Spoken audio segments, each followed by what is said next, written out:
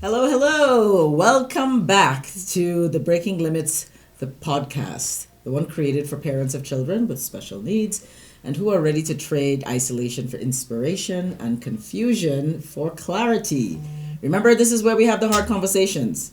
We ask the deeper questions, and more importantly, we remind you that you are not alone. I'm your host, Dr. Vivian Pierre, physical therapist, advocate, and here with me, as usual, Emily Woods, my parent warrior.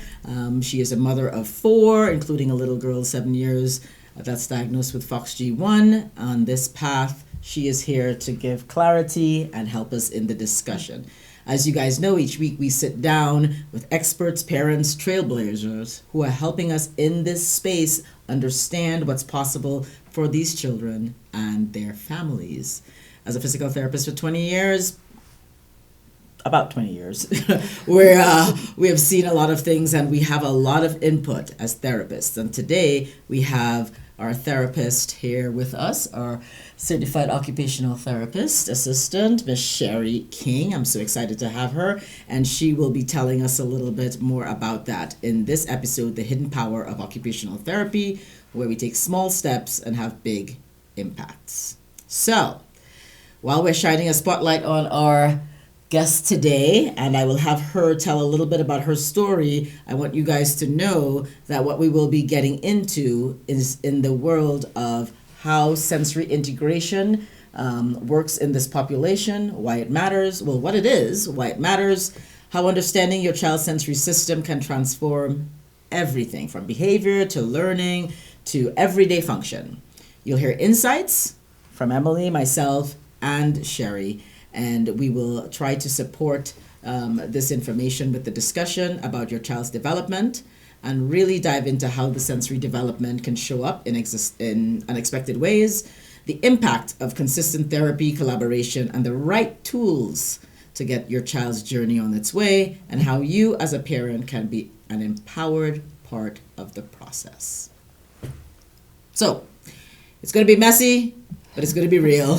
And obviously, we are going to create where the progress happens in the small, unseen moments. So, Sherry, yes. First things first, a little bit about yourself. I want you to tell us a little bit about yourself. I know that you were once married to a ex-military personnel, and because of that, you were able to travel the world, see a lot of different things.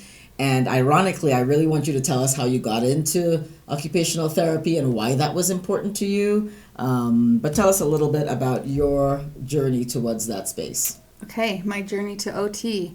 So I was born and raised in Salt Lake City, Utah. Mm-hmm.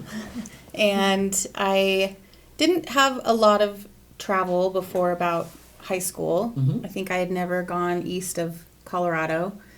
I was going to the University of Utah after I graduated in 2001 and thought I was going to go into teaching either history or English, and I didn't feel it. Like, I was excited to do that, but it wasn't like setting fire to my soul, to put it. So I took a little break and decided to take a trip to Germany to visit some family that I had there. And while I was there, the second day I was there, I met my husband, and my uncle kind of set it up, and never went home again. So got married, traveled the world for about 10 years. We lived in Germany, Fort Walton Beach, Florida, Las Vegas, Nevada, and Okinawa, Japan. And the military was a little bit rough for us. He was Air Force, did special forces things, so he was gone a lot. I did a lot of taking care of our kids, having babies by myself. And after about 10 years, I moved back here to Salt Lake City, Utah, and had to pick up college again, go back to school. And this time I decided to go more to the medical side of things because my ex-husband's medical, and I was very interested in it. Thought I would go into dental hygiene because you get to wear scrubs and sit in air conditioning all day. Well, obviously, I mean. Yeah, I was like, pajamas and AC, cool, I'm down. But again, it was kind of like, well, this thing sounds good enough. And then I was talking to, I believe it was my brother-in-law and a neighbor my neighbor was an OT, a pediatric OT, and my brother-in-law is just very up on kind of what careers and jobs are kind of on the rise. You know, what's going to be like the next thing upcoming. Yeah, Things that what's are going to necessary and needed. Yeah, and what's going to grow within the next few years. And they both suggested OT. I did some research into it and really felt like that was where I wanted to be. It was kind of like set my soul on fire. It was medical that I was interested in, but also holistic, because OT is a very holistic version of healthcare. So it combined those two things that I really felt were important, and decided to go to a COTA school. So a COTA, C-O-T-A, is a Certified Occupational Therapy Assistant. And the schooling for that is typically 2 years. In Utah, the program that we had is a 2 years in associates. They are currently creating a bachelor's program. A couple different colleges are. But at the time I went, it was a 2-year program. So I finished that and started working in 2023. And here I am now. Excellent. Thank you. And what is it about the OT space? So tell us a little bit about what OT is. What is the occupational therapy space really about? Like, what is your role, right? We had our last podcast episode, we were talking to a speech language pathologist. She really opened our eyes to so many other things that people are unaware of what's happening in that space. People think that it's just swallowing or it's just about talking and communication, but there was such a number of different things that speech therapists do that people were unaware of. So in the OT space, tell us a little bit about what the OT space is, what they're responsible for, and how is that different from the occupational therapist assistant? Okay, so OT, one of the things that I liked about OT in general is that you can work in so many different settings. You can work from the NICU and pediatrics all the way up to geriatrics and hospice care. And I loved that you can kind of shift throughout your time treating. I loved that it was more holistic in that we like to work with the client. We find out their goals, their roles, their routines, things that are important to them in their lives, things they want to do, and then we try to set goals that will help them reach that. So a lot of functional goals, so a lot of activity of daily living goals, independent daily living goals. And for our viewers here that are not familiar with what that is, what is that specifically? Tell them what that is. So an activity of daily living is anything that you might need to do to take care of yourself. So that is toileting, showering, getting dressed, brushing your hair, anything in that area. There's also what we call an IADL, which is an instrumental activity of daily living, and that is more extended to what you might do outside of taking care of yourself. So that would be taking care of your home, your children, your car, things like that. So that fits under the IADLs is what we call it. I also love that we look at a person as a whole. So it's not just what do we need to do to help you take care of yourself. It's how are you feeling socially? How are you feeling with your leisure activities? How are you doing with managing your bank account? You know, we can really address so many different areas of people's lives. And that's a big deal because a lot of times, and I don't know if you have spoken to parents or even if you felt this yourself, in this space there's some overlap between the therapies generally, and there's some overlap between physical therapies and occupational therapy, and some people are like, we don't understand the difference, like, aren't physical therapy doing this, you know, because we do a lot of functional type things around strengthening and range of motion and gait training and all these other things. But you just raised some additional things that people may not be aware of that you guys do, right? Because a lot of times, sometimes, just in the reality of the space, they may hire a PT, they may not hire an OT. They may hire an OT, they may not hire a PT. And so we end up having to overlap and work on those balance and coordination and, you know, and all those other things. So I've worked with Sherry, and we often see eye to eye about a lot of the philosophy about the therapeutic space. But do you find that that's something that's lacking, that people just don't even seem to understand the difference between them? Yeah. So like you guys know, pediatric therapies are kind of its own world. When you compare, you know, like a like you're working in now with the geriatric and the hospice and that, that there's usually a mechanism that created the issue versus pediatric, they're generally born with the issue, or there was a big life event that created the issue. But they don't typically have those same mechanisms of whatever causes that when you're older. So when you go into older, you had a certain ability and you're trying to get it back. Versus as pediatrics, it's an ability they didn't have. So you're building that differently. Well, a lot in the neurological world, yes, but remember, these pediatric kids are going to grow up. So some of these things that are not getting addressed early, they're affecting their ability to do this even later on in life because now they can't do it, or they haven't gotten the skills or had the tools to be able to do that in that space to be able to do that stuff. So across the board. So, and you just said something, Sherry. I know that right now you're working in geriatrics, but you've also worked in pediatrics in when you were doing your internships and you were doing those different things. And the other thing is, I do know that you were working kind of in the behavioral side of that space as well. So what I want to talk about is that space where you were working. Let's start with the behavioral space. Right? When you were working with the behavioral space, what were you seeing with the kids? And I don't know if that was when you were already an occupational therapist or you were...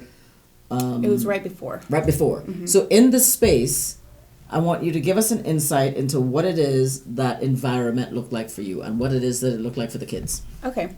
So at the time I believe it was 2019 to 2020. Okay. And I got a job at a school district that was close to my home. My kids were in the school district. It was a nice job because I could work in the school where my kids were attending. And it was in what we call a behavioral unit. There's an official title for it, but it's essentially for children who are unable to assimilate into a traditional school environment, a traditional classroom. And there were a large handful of diagnoses, different things that went into these children so it wasn't across the board. It wasn't like this is a program for children with autism or something like that. It was just any and every need that was there. The one that I specifically worked in was children from 1st to 3rd grade, and then there was a second classroom that was 4th and 5th grade. And we had a huge variety. We had children with fetal alcohol syndrome, CP, cerebral palsy, autism, oppositional defiant disorder, kids who had been through very heavy traumas, neglect, abuse of all kinds. And we had a teacher, a main head teacher, and I think 4 paraeducators at one point. So that's what I was. I was we call them paraeducator or paraprofessional. And I think the most children we had in the class at once was 10 or 11. And we needed more adults. The support needs were so high that 4 adults did not cover the needs. That need. Yep. And it was really difficult because of the behavior levels of the different diagnoses, the different needs. It was so difficult to help all the kids in the way they needed help because the classroom was it was too broad, is what I'm trying to say. So I did that for a year, and that was right before I went to my college program to become a CODA. And well, it didn't quite scare you away. From being a CODA? To be fair, it did scare me away from pediatrics a little bit. Not because of the children. I loved my students. Over Christmas break, when we weren't at school, I had nightmares the whole break about them not having enough food or someone forgetting them or something like that. Like, I loved those kids. It was hard, though, because they were very physical. I would go home with hair pulled out of my head, bite marks, bruises, black eyes. It was hard. It was very hard work. The thing that chased me away was the system. We didn't have enough support. We didn't have enough, financial support to get the tools that we needed within the classrooms. The families needed more support because if a child has trauma, you can sometimes bet that the parent also is going to have trauma. The parents needed support. We didn't do that. And sometimes the districts would offer like parent nights or parent classes, but they're voluntary. You don't have to go. And so at the end of the day, it was really hard to manage my own family, being a single mom, going home to 3 kids and having the emotional bandwidth to then handle them and make them do their homework. And, Right. you know, it was too hard without the support of the system to keep going. Well, you know, as we do, we're going to dive into this a little bit. Yes, I'm so glad. Okay, because what you're bringing up is a really, really big space, right? Also, as a therapist for a number of years, this is a space that we continue face. And I think that it needs to be, I think it's a space that there needs to be accountability, there needs to be some ownership, and also we need to challenge the system that exists to turn around and make it better, because the reality is the system is failing. And it has failed for years, right? Yep. And this is not just in a space such as that. We're talking about the healthcare system has failed, you know, the therapeutic space, the alternative care space, like, and a lot of what you just brought up, whether it's the decreased resources that we have, the decreased personnel, right? Like, the pay isn't great. No. Right? I'll tell you right now. No. I was fascinated. I don't know. I was fascinated when I was working in the rehab space as a neurological therapist in inpatient rehab, and our pay was not as competitive, let's say, as the outpatient space, but what we were required to do with the patients was so much more. You know, and I thought, wow, this doesn't make any sense to me. No. Right, but it's a space of what's the reimbursement and what's gonna pay, what's gonna not pay, and what they're allowed to do and what you're not allowed to do. Whether it's something that is, you know, Emily and I talk about this all the time, but whether it's helpful or not, but that's what they're going to pay for, so you do Yes. that, right? Yes. So I totally understand what you're saying, and I want parents and stuff to understand that. Like, sometimes it's the space that you're looking for may not be where you are, right? Because when you say, hey, we have a space that has all these different kids, all these different diagnoses, all these different challenges, right? Some of which might have been kids with special needs, some of them might be kids that have other things, especially in the behavioral space. Then if it doesn't have enough resources or it doesn't have the personnel, sometimes what's going to happen is that's a powder cake waiting to explode. And so when that explodes, everybody wants to point a finger at somebody. But the reality is it was set up to fail in the first place. Absolutely. Right? And so in that space, sometimes I think we extend, and again, I don't want to take away from what people, I think, are trying to do in the places, because it's much needed and they are trying their best to do that. But also, you know what I mean? Like, I feel like they're still trying their best to do that in a system that isn't helping them. Yeah, no, You I know? agree 100%. And I don't want to make it sound like I'm putting down the program that they were trying to do or the things they were trying to do. For me, it's a lack of education all around. People Yes. are doing the best with what they have, but when you don't know better, how are you supposed to do better? Exactly. Yep. So we need to educate. I mean, top tier is politicians, frankly. For sure. Trickles down. Yes, Right? I have a lot of belief and support in reaching out to your senators, reaching out to your local politicians, and really explaining and educating why we need support in these areas. Absolutely. Why do we need more funding here? And we're at a critical time right now. Yes. We're at a critical time because it's changing. It's changing because even though this is, and don't get me wrong, again, the system needed to get changed. But are we really truly addressing the things that need to be addressed, or is this just another, side of that political game that's being played in that space to be able to, where some people are winning and a lot of people are losing, Yeah. right? And the people that are making the decisions, are they truly informed decisions? Do Right. they really know? That's the big part. I think. Yeah. Right? Like Right. the education and the whole thing, and knowing, like when those people are going to make those decisions, do they honestly know what the best decision is? Like, do they understand all of the pieces to it? Because chances are they don't. And if they don't, then they're just going to go, that sounds good. sign that one off. Yeah. And some of that is they don't know where to go. Guys, this is why we even created the Power Empowerment Blueprint program. The beginning of this program was really about this 8-week program that we've put in. We've added some bonuses, so probably 8 to 10 weeks. But because, us. There's always more. There's always more.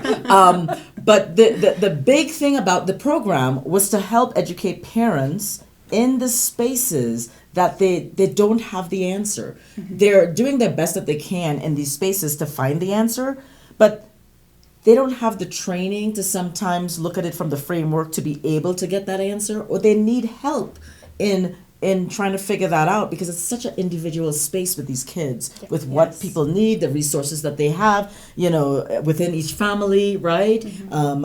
And so those things are coming up. But the big space that we have is definitely a lack of education, a lack of understanding, and something we talk about in the parent group a lot is the fact that parents take a step back because they think that somebody else knows. Oh, they have the training. Mm-hmm. We don't have the training. Yep. That gut check that comes in and says, listen, is this for my kid? Is this not for my kid? I'm telling you something's going on. I'm telling you we need to work on this, or whatever the case is.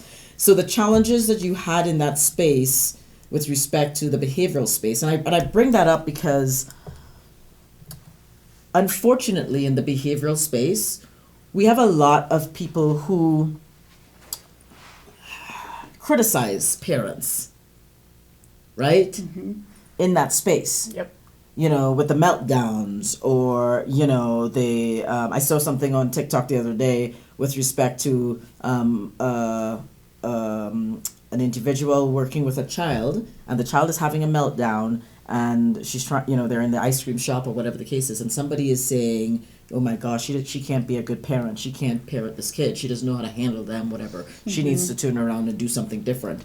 And it's kind of a whole space where they show you different people and the background of what happened before. Mm-hmm. And the background of this particular child was that he was now being adopted, and he was in the foster care system, and this was the 4th family that he was with. Oh, goodness. So there's a lot of dysregulation. Period. That's right. A lot of dysregulation and stuff going on. And also, but the perspective, people look out from the outside in and say, they're lazy.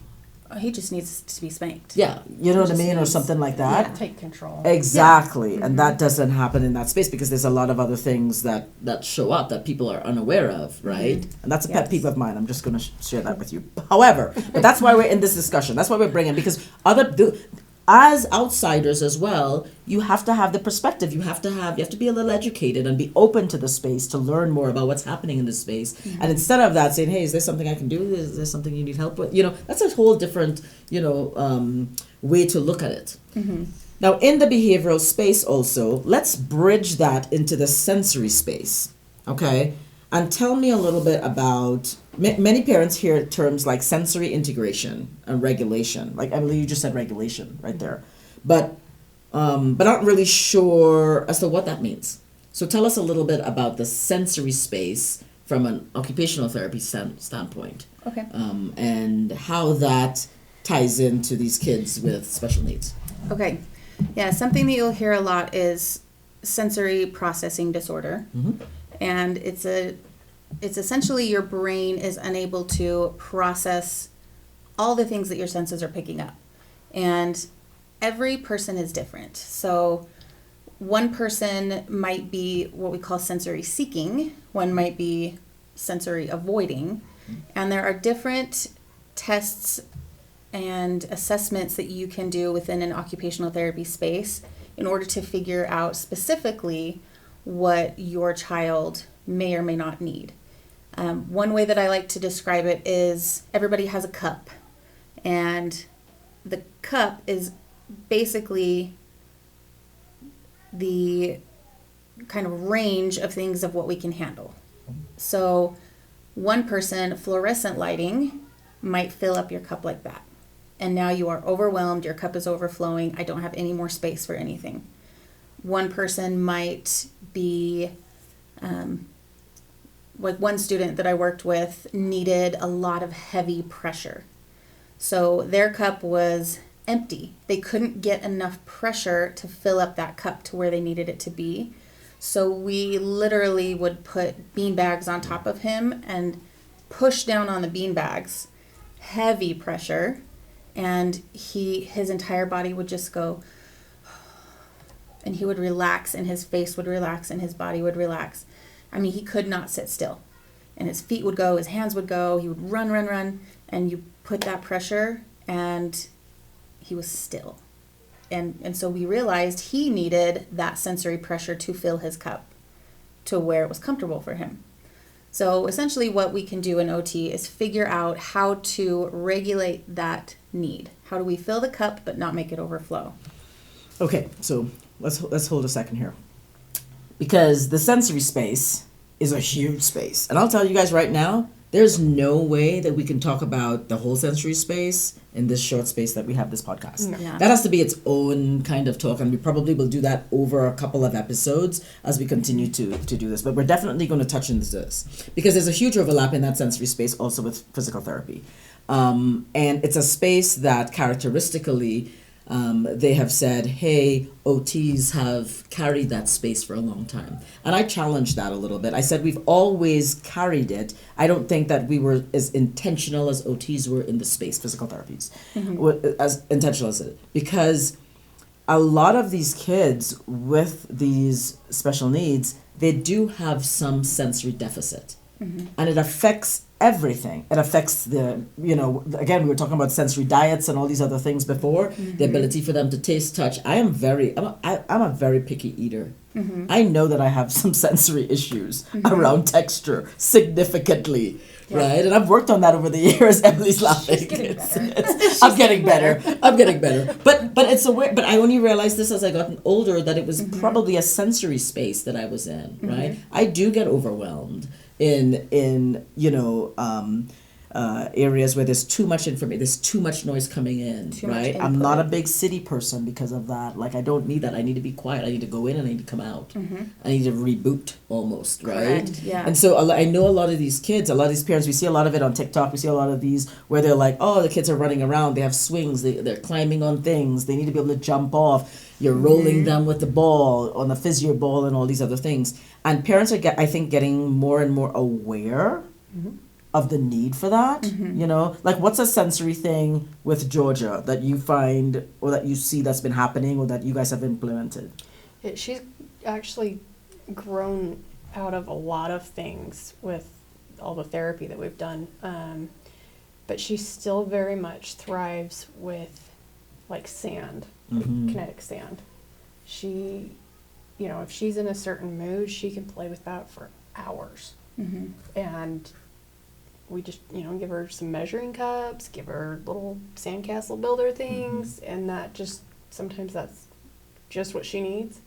In the summertime, I feel like it's not as bad for her. She likes to be outside, so it's easy for her to be out there and barefoot and, just kind of a different motion to find that regulation. But, in the wintertime, we always have sand around. We always have things like that. We found indoor snow. But that's why she's a girl after my own heart, because I'm a beach girl. Like, the beach grounds me. I have said that for years, and now I realize that it's probably a sensory need that I'm filling when I'm there in that space. Yeah, right? The water, the sound, the sand, exactly, the smells. It could be different layers. You like the texture of the sand. You like how it feels rough on your skin. That's calming. Maybe you like the sound of the breeze because it is more of a white noise, and maybe it takes out some of the background noise that you don't like. The natural sunlight as opposed to indoor lighting. Like, we can go so deep into these needs, and that's why I like some of the tests that they do, because it finds out which things you are seeking and which things you are avoiding. Right. If you have a hypersensitivity to some things, or or undersensitivity to some things. Like some of the people that are like even need those swings. And Georgia, I know this. She loves, oh my God, anything bumpy, turn her around, flip her around, throw her over, right? Upside and down. Yeah, the rougher the better, right? Right now. That's why she likes to fly. Because when we take off and land, it throws her into the seat, and she screams happy. Like, oh my gosh. And it puts these big burly guys white knuckling balls in it. And she's like, sorry. She's like, this is slightly embarrassing for you. Yeah. No, but it's she good. loves it. But it brings up challenges too. So like right now, we have a challenge. She likes to be barefooted. She likes to walk on the grass and walk. So she has braces. She has new braces. Yeah. She's having a hard sensory time right now because she doesn't like things. And I remember this because when I was treating her before, and it can waver. You know, it took us a while to get to the point where, okay, she's putting on shoes, and then she had some braces, and then she wouldn't wear them. She would allow the therapist to put the braces on or whatever, but it was a hassle at home. But she wouldn't wear it for too long, you know, and it's back and forth. But back and forth. 4 of us to put. Yeah. So Sherry, tell us a little bit more about the sensory diet that you're talking about, because I think that's a really big space, and I think that space is misunderstood. So Definitely. explain. So when you hear sensory diet, you probably immediately think food and eating. But what a sensory diet is in the OT world is introducing different senses and building a tolerance to different senses. So you might see brushes. They're just little brushes. They look similar to what you might be sent home with after you've had a baby to wash their hair. And if you have a child that doesn't tolerate touch very well, some kids like a heavy touch, but some kids, if you even just gently brush their skin, their brain reads it as painful. So what we do is we start with these sensory brushes, and you'll gently brush their skin and get them used to that feeling. And once they can tolerate that, then we will increase it to a different brush with stiffer bristles or more bristles, get them tolerating that, and you'll do arms and legs and just different areas as they tolerate it. And so what you're doing is you're building tolerance and teaching their brain that maybe this isn't painful. The stimuli that I'm feeling is not painful. And that's why in this space that we talk about the collaboration with the different therapies, because as you're doing different things, it's great places to intersect with something like that. So for me, in physical therapy, why I said I challenged the space that it was only occupational therapy that was dealing with sensory, because we absolutely should be doing that while we're doing other things, and in collaboration with occupational therapists to be able to include those things while we're doing other types of therapy. So for example, if I have somebody that I need,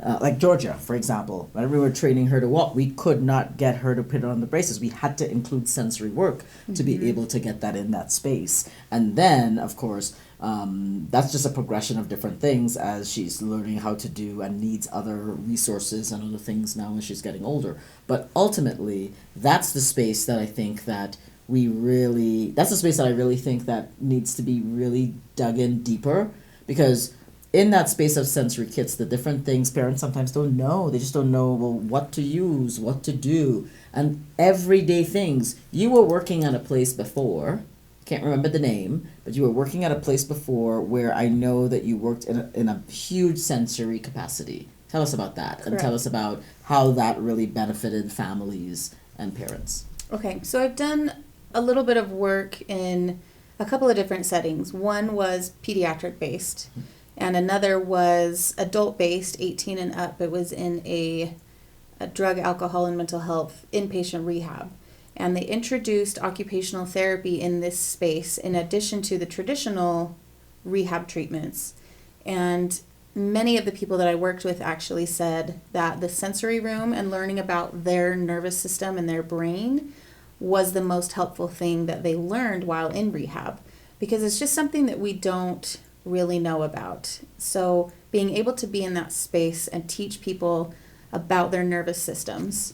It's the input. The input. The input comes in and then the output goes out. So, right. For example, if there's something wrong with the input, right, we can't get the output that we desired, and then a lot of that input intersects, which also that integration, sensory integration. So those higher level processing, those higher level things are then affected, and that's what we usually see in physical therapy. That we see that doesn't happen. But again, to your point. I don't know about you, Em, but for me, like I said, I have sensory. I am very much aware of sensory type things that I do. I'm very kinesthetic. Like I'm very big on, what the feel of something is. I caught you playing in the sand the other day. Right, I know I'm big on sand. I told you that's my special place.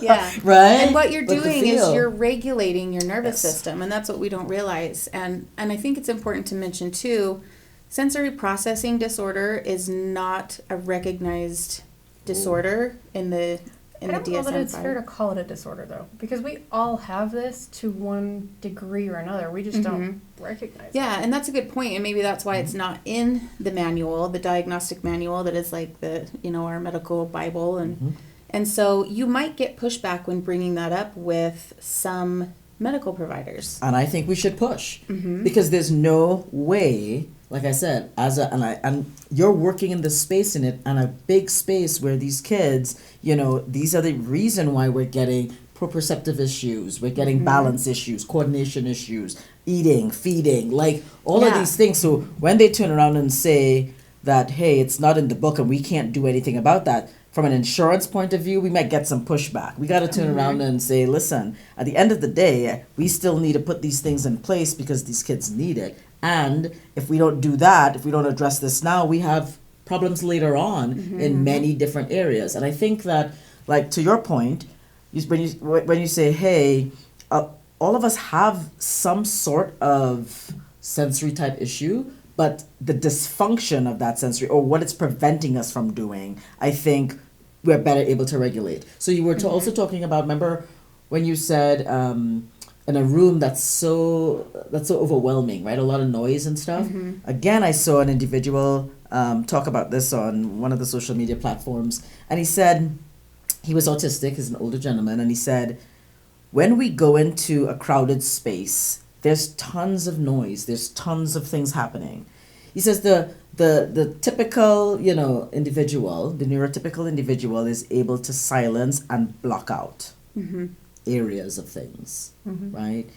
Whereas the individual with autism or some kind of neurodivergent type of diagnosis, then what it is that they're taking in all of this and it's heightened to that space where they can't block it out. They can't do those things. And some people, potentially with the same diagnoses, in that space will be able to block out some of those things, but not all. And everybody is so different that that's the space that we operate in. So if we, it is my opinion, if we and parents and healthcare professionals do not challenge that space and say, hey, we got to turn around and look at this, and we have to look at each person kind of individually. There are basic type things that we can introduce to help with that, but maybe how we use it and the purpose behind it and the goal behind what we're trying to accomplish may be different for each individual in that space, if that makes sense. Well, I think it goes across the board. Like if you scale out and look at the entire family, because like I said, everybody has it to a certain degree, but maybe we're blocking it out, but are we blocking it out, or are we just, is it a temporary ignore until we get too much? To another level. Right? And you go back so to if that we can cup, address ourselves, that cup overflows. I did like that analogy that you made, because that's a perfect, that's a good visual for individuals to see kind of, where's your cup? Is it empty? Is it full? What we're missing? What's not there? What is there? Yeah, you're able to deal with this, but you're not able to deal with this. You know what I mean? And it's a simple way to explain it to one of your children that might not understand, and you can say, like, tell me when your cup feels like it's full, and it's an easy object lesson. They can see, they can start to realize in their own body, like, oh, I'm on the verge of a meltdown, and they could say, Mom, Dad, my cup is about to overflow, and then okay, in that moment, let's pivot and let's start doing some sensory things that will take that down a little bit. I'm glad that you brought that up. So bring us now, as we're talking about the things that are like activating and creating some of these sensory dysfunctions, what is some of the things that you can do to support the kids and support the parents in that process to be able to do that? I know that what we do as physical therapists and stuff, and I know, again, we intersect, but I want to hear from you kind of how that works. I really lean into those assessments you can do, and there's a huge variety of different tests and assessments you can do. Sure.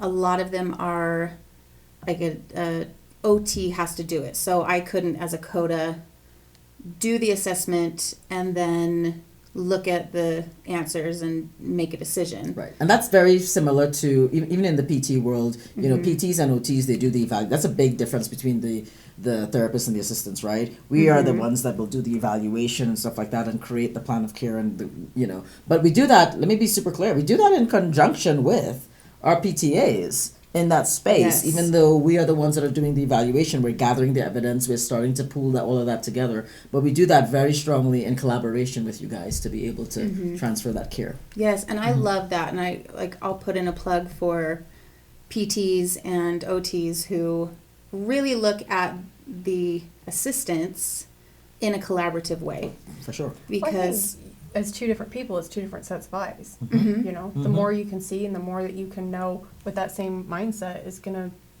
do nothing but provide better care. Yeah, but some Right, people a some more people overall- think I know this for I don't know if you've come across this, but I've worked with PTAs in the past, and we've had some clients who don't feel that they're as qualified as. You know, the biggest difference, just so that you guys know, it's a diagnostic difference, right, in that space. Right. The application and the carrying out of care and stuff like that very much overlap, very, very much. You guys go through a lot of different things, but we get so much more training in the diagnostic space and the Yeah. evaluation space to really create some changes and stuff like that. But I think that as you start learning in the space, your experience matters. Your experience matters to what Yeah. it is that you bring to the table, right? Like I said, like right now I'm sitting here and I'm learning some things from you in that space, right? To be able to turn around and say, hey, how can now we help the parents turn around and use these strategies to support them? You know, so the people who reject that, I think that you're doing yourself a disservice, you know, when Yeah, you do I that. agree. Just to, you know, I know we diverged a little bit, but I think it was just important to say that. Yeah, and I think an easy analogy that I heard that I really liked was the OT or the PT is the architect, and the CODA or the PTA, they're the builder. So I like that. the OT or the PT designs the therapy blueprint, and the CODA or the PTA bring that blueprint to life by working hands-on with the client or the Right. patient. Absolutely. So I like that. I would say as a parent, because I'm also a parent, I'm a parent of a kid with ADHD. When you approach your teams, your treatment teams, it's so important to have an interdisciplinary team and understand the role of each person in that team. So understanding that, you know, Vivian, as Dr. Vivian, the PT, you're the architect. You know, you're going to do the assessments, you're going to create a plan, but also that the PTAs and the CODAs we're in there getting our hands dirty too. We're doing the treatments, we're building. And just the importance of being able to collaborate with both of the members of that team to get, like you said, the whole well-rounded two sets of eyes, you know. Which goes back to the intensive space that we were talking about, right? Like we were talking about the intensive model in our second episode, and I believe it was the second episode, and we were talking about how important it is because everybody, including the speech therapist, including potentially the behavioral therapist, you know, and there's some question about behavioral therapy and some different things around that. And I think that it serves a purpose. I think that, again, when we're not understanding the purpose and the meaning behind what we're trying to accomplish, the goal that we're trying to accomplish, I think that's getting cloudy. And so people are not getting what they want in certain places. But I think it's a misunderstanding of what the space is able to provide for some of these individuals, right? You know, a big space is the school space. You know, there's a lot of criticism, a lot of things around the school space, but I think that it starts from where they're not able to understand what they're able to provide because some of it does not get provided for the school. You've got to get that outside in some other place, Yeah, right? 100%. To be able to do that. So I know that, like with the sensory diet, doing and the sensory those assessments, with respect to what? in order to find out What the diet needs. what the diet needs. Yes. Yeah. So being able to, trying to bring it back as a CODA, what I can do is there are some tests that I can do, some assessments that I can do, and then I would have an OT read that test and then kind of give the official stamp of, Right. This yes, is what we do, this and is let's right, move this in is where we'll direction. go. This is Yeah, I where know. we'll go We used to do forward. sensory profile. Yeah. And that's a big one that's very widely used. I think they've done a couple of different versions of it, but it's a quicker test. It's it's able to give us a general idea of kind of where we're able to start that process to find out more information because it's ongoing process, Yeah. obviously. But I know that, like planning those activities is one thing that we can do, supporting in the environments. I just learned that Salt Lake City has a sensory room. Did you know that? The airport? Oh, I did not. Yes, it did. I was coming back on a trip and I saw it and I was like, and of course I sent it to my partner in crime here and I said, Emily, We're building a list now. Emily, did you know? I said we need to find out where love these that. areas are. But it's a great, it's great to see that happening because there's you're becoming aware of the fact that it's necessary, it's needed in a place like an airport that's so busy and crowded. The input at an airport, I mean, that'll make anybody lose their wits. Yes, I know it very well. It can be. Yeah, and I think I can lose mine. I love that there's a shift. You can see it, that there's a shift from people, instead of saying, well, just tough it out. Yeah. Just deal with it. Like, no, it's for a lot of these kids with sensory processing issues, and even adults, we need to remember that input is actually painful. Like, we might just hear sound and think, oh, it's loud, but it's reading as pain in their heads. Actually, we were in Germany, and we were at a train station, and we had all 4 kids with us, and I literally could not hear the screeching from the wheels of the train. I could not figure out why one of the boys was just, he was on his knees. He was like, it hurts my ears, and I'm like, what are you talking? Get up, let's go, and he was like, no, Mom, it's so loud, I can't, and he was like, he was in tears because it was so, literally, I assume painful, but at the time, like, we walked out, because he had to walk out, and I just remember just thinking, like, clearly something is heard in his ears that's not in mine, but... Well, at this age, no, I'm just I've had them checked. What? No, but it's true. It's true. Yeah. We're taking in so much information so differently in this world today, But lighting, like you said, seat choices, like where you sit, like even in a restaurant, right? Do you sit more kind of in a corner where it's quieter? Do you sit more where there's a lot of people going in and passing next to you? That could be something that's triggering.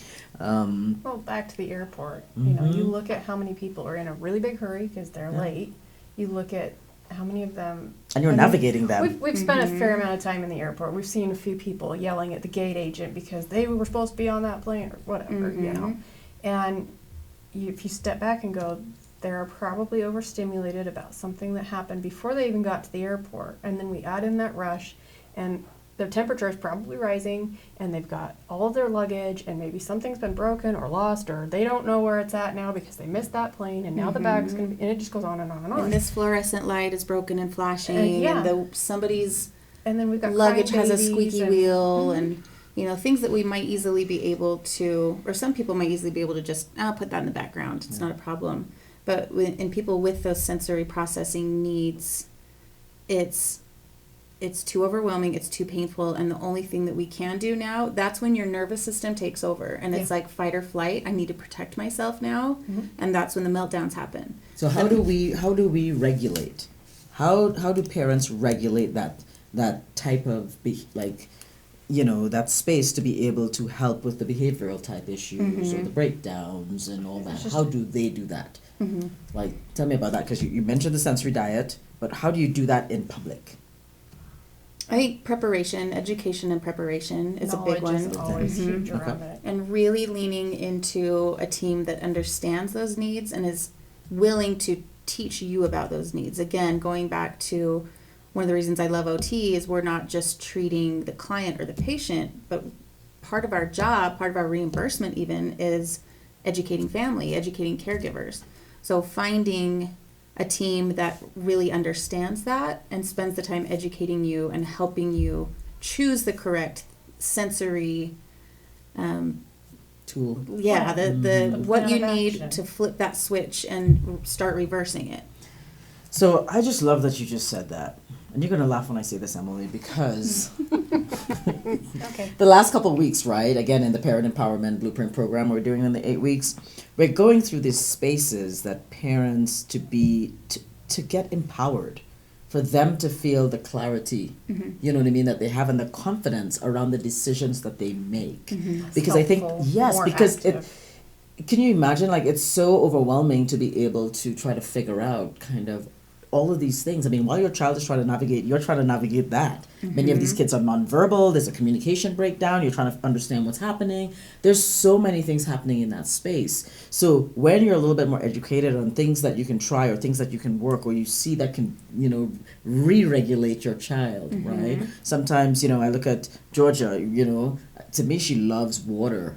There's a regulation around water for her, right? And so in that space when, like, it's summer right now, I know Emily's taking her to the pool, to the hot tub, like all this stuff, and you can see her, somebody who is just always going, just quiets down, and just settles down, right? Do you feel like you understand what needs are being met with that water? Like, what is she looking for? I think there's a number of things, but, it's hot. When she gets hot, she doesn't regulate her temperature very well physically. So, if we're out and about and she's just getting hot, we can go to the bathroom and turn the sink on for a minute and it just done. So. Yeah. So I love that, because in that space I would ask those questions, and then I would, start racking my brain and think, okay, what could I suggest that would help? Well, you can get, those first aid kits where you get the cooling the beads or you crack You can crack it and you can put it on. exactly, and it's for like people who are in sports. You get hit with a ball and they bring it out and crack it. You could carry one of those for her, and or there's so many different toys now that are, it's like clear silicone and it has goo or water and glitter and different things. Even the clothes, right? Remember they're starting to do the sensory clothes where they have fidgets in the clothes. Yeah. The clothes that they don't have the zips and stuff because they have sometimes it's just that where that seam meets. Oh yeah. It's irritating. The tags, non-tagless clothes. So I think that's a great point that you brought up, and I love how you just said, hey, the water, understanding the space of that water, and says, hey, even turning on the tap and just cooling her down that way or something like that, because we think sometimes it has to be something big. But when you understand what's happening, now whether you're out and about or whether you're at home, because at home you've set up your environment to be fully conducive, but outside there's so many other things that are going on that you can't control. Right. All the things outside. So when you understand what's underlying for that, then you could, make a move, do something different. And that's part of what we as physical therapists and occupational therapists do, is help you understand and figure out what that is to be able to do that. And on a big space that we do that, and I was talking to Sherry about this, and this is something that we're bringing to our NeuroPedia Connect space, to be in our programs and our blueprints to be able to help you guys with sensory kits, to turn around and make that understandable, like what is some things that, a general kit, there's some things that may be helpful. And then there's an individual component to that. Well, what does your child like? What do they play with? Right? And then use that as the bridge to be able to address some of these things that are happening. And that will help with behavioral type issues. It might help with when feeding time. It might help with sleep time, because that's a big space, the sleep space, right? In that space. So if we can turn around and do that, and with Sherry's background, she's going to be helping us put together these tools and these kits and everything to be able to help you guys figure out how that works for your child. Now, I want to just touch on something very quickly, because I know that we're going to be wrapping here in a second, but there's something that's coming up in some of these spaces, and it's very, very controversial. And I'm seeing it show up on social media a lot right now. So I saw a lady come out of a church and was in tears. And she was saying that, they said that everybody was welcome, and, the kids could come in, the neurodivergent kids and stuff can come in. And in that space, her child had a little bit of a breakdown. And in that breakdown, she was actually asked to leave. And it destroyed her. And she felt very separated from her community. She felt like, it's this blame game. She felt like, that her child was pushed to the side. We talk about the invisibility of these kids and these parents. It's a space where you're supposed to be able to go and be you, and exactly. And it's it's okay. Whatever's going on can be addressed there. Right. But when you were told, please leave. Right. Then where do you go? But you also were told you can. that it was a safe place for them to be. Right. And so, this is what comes with it. This is what parents deal with every single day, and we're in this space now.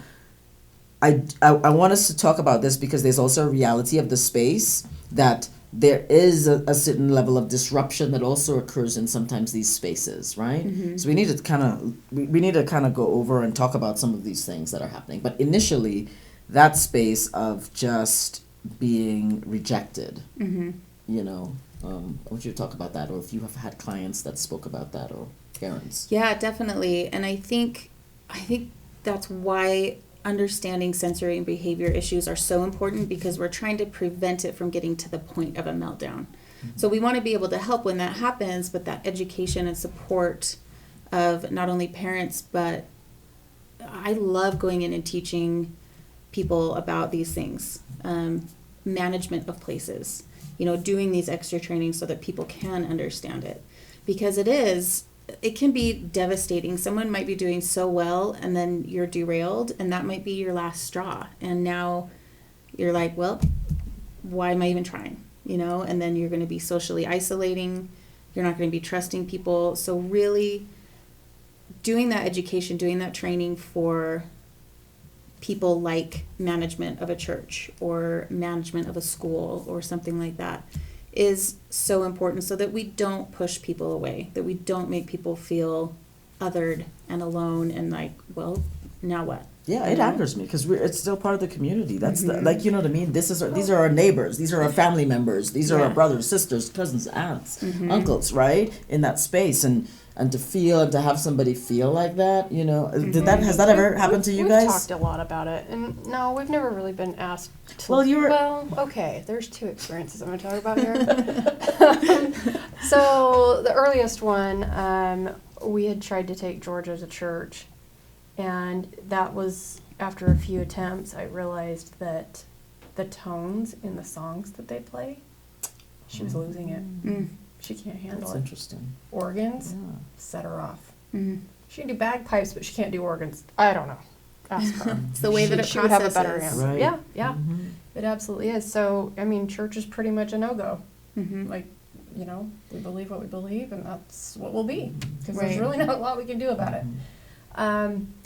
The second time was actually earlier this year.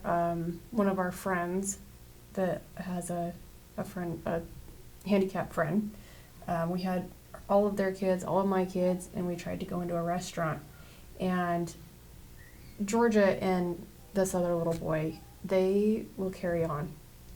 And sometimes it's loud, sometimes it's not, you know, but But they're happy. Yeah, happy. But they're together, you know. There's not a lot of friendships that you get to do physically that way. So we were out and we were going to go to dinner at this place, and the restaurant was really, I mean, for the most part, it was empty. They wouldn't seat us. Did they give you a reason why? They were busy. Even though there were empty spaces? Lots of empty spaces. Yeah. So we just walked out, and I mean, it's a big joke between the two of us now. You but have it's to laugh just- about it so it doesn't break At the you. time, however, Yeah. We how were much laughing. laughing were you doing? We walked out and we laughed Okay. because there's a very Because you fine had to laugh. understanding. Like, if we don't laugh about it, we're either going to get angry, Right. and then what is that going to do for Yeah. us? But did it, do you does feel it like deserve that? did you grow to that acceptance though? Like if it would have happened before you'd kind of grown to that place. Do you know what I mean? Like I'm sure there was a time before I had a better understanding that would have been hurtful. I might have broken down right there in the restaurant. But that happens to a lot of parents in both of different us are a little areas. seasoned, and we just Yeah. went, well, I guess we just never need to go back there again. Right. yeah. You know? You just take it in stride and you keep moving. We have money, we'll pay, but Yeah. Yeah. well, if you don't want our money, I guess Yeah, we'll yeah. somewhere But else. it's thus, and again, it's a tough space. And I'm going to be, again, super raw about this. I think that at some level there has to be a better understanding from the public, right? Yeah. On for the sure. other side, like being a little uncomfortable. This is the space that we have, as people, we have trouble being a little uncomfortable. Huge. You know? I'm getting used to it.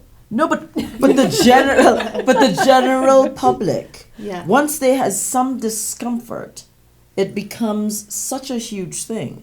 And I'm talking about, and I'm not talking about the kid that is up and maybe throwing plates all over the place, or you know what I mean. Yeah. I'm talking about kids are a little bit loud. Any kid is a little bit loud. I've noticed a lot Like- of parents, they apologize profusely. And it's like, when I realized that I was doing that, I was like, no more. Mm-hmm. This isn't something to apologize over. Mm-hmm. This is who we are. And you can tell me that you don't like it, Right. Mm-hmm. but I'm going to tell you it's your problem. Right. Mm-hmm. You know, like, Yeah. we have every right to be here. We have every right to have this experience or whatever we're doing.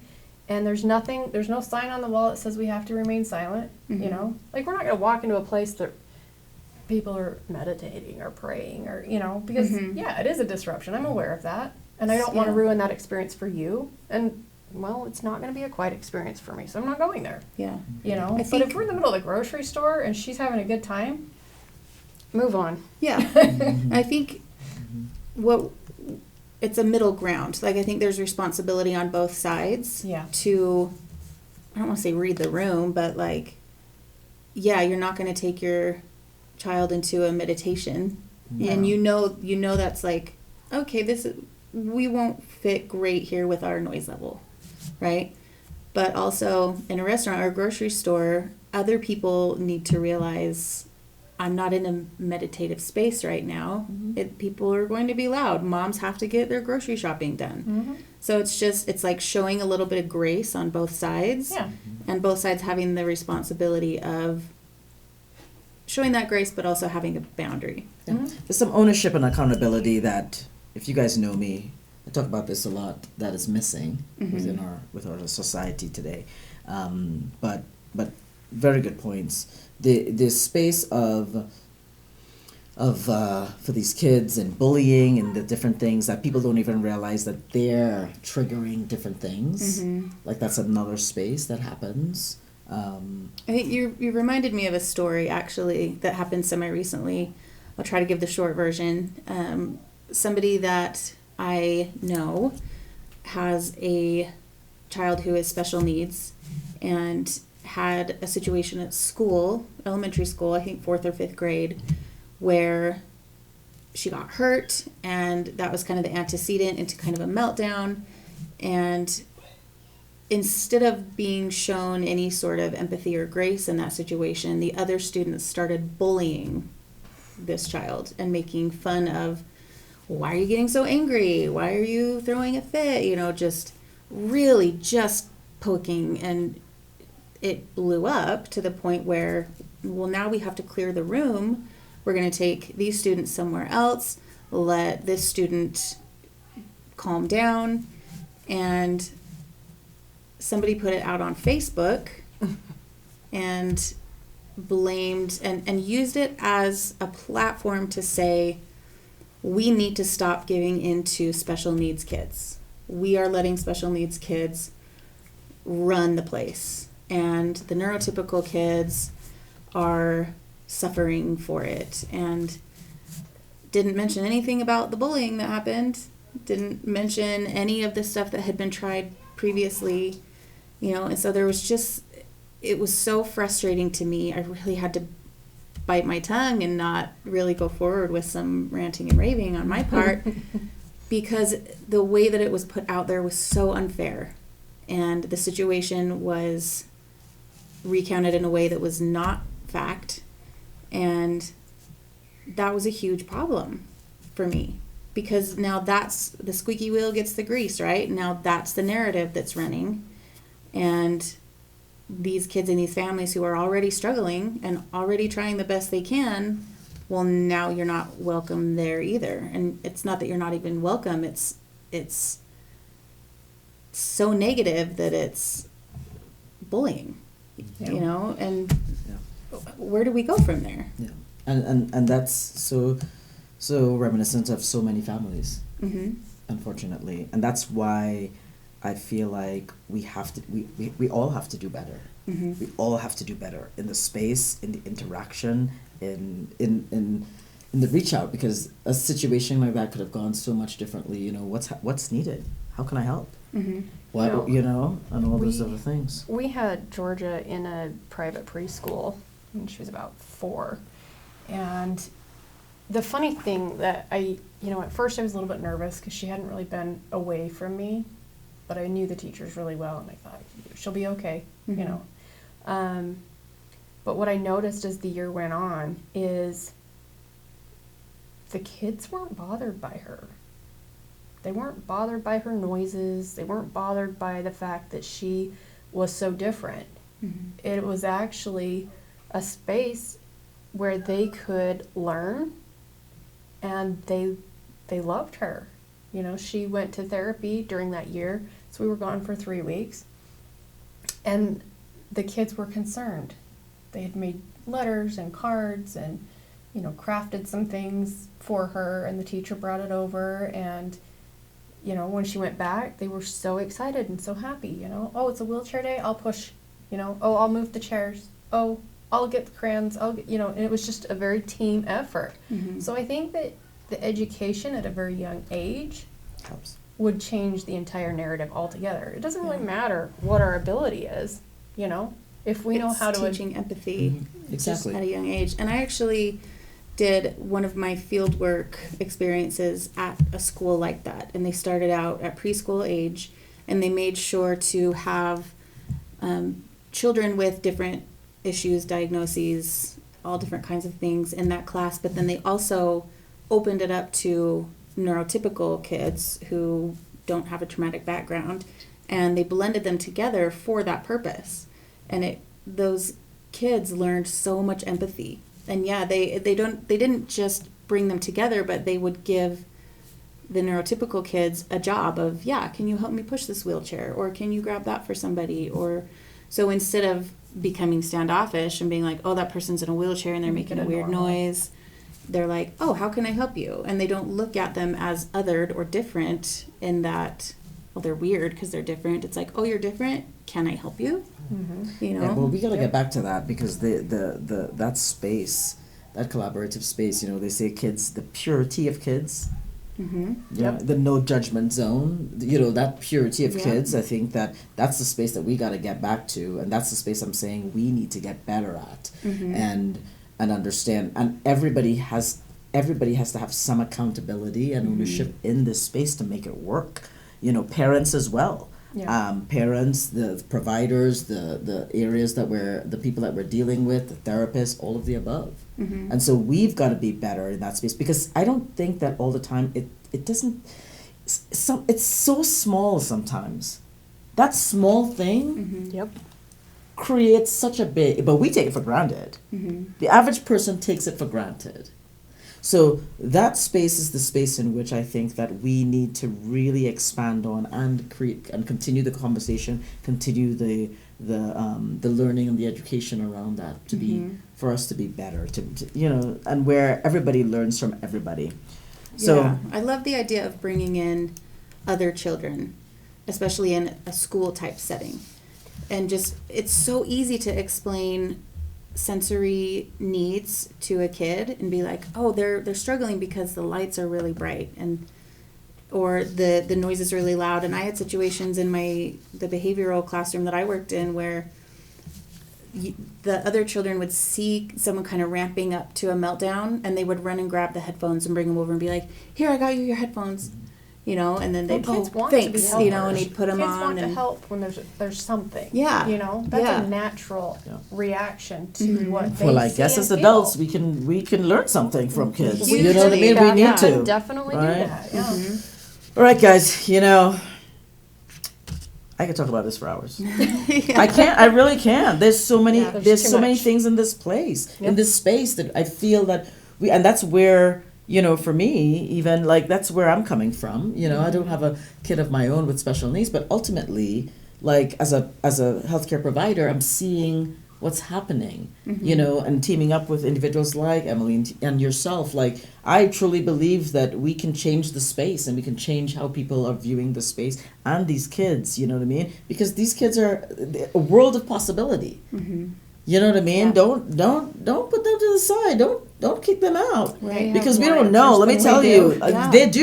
they do, and I'm telling you, we just don't understand some of those things. You know what I mean? Yet, Yeah. right? Yeah. So with that, guys, you know, I really want to wrap this. I want to thank Sherry King, certified occupational therapist assistant, Thank you. for being with us, and warrior parent mom Emily Woods for another great session about talking about the sensory space, talking about the occupational therapist space, and how it is that they help our kids in this space to be able to really get the most out of that. As usual, you guys know this, you guys can find us on Facebook and Instagram, through NeuroPedia Connect, and in our Facebook group. We have a great Facebook group right now going on called Beyond the Diagnosis, Life Rewritten for Families with Special Needs. Would love for you guys to join us to really continue the conversation and be part of our Power Empowerment Blueprint program to really dive deeper into what this space is. So don't forget to like,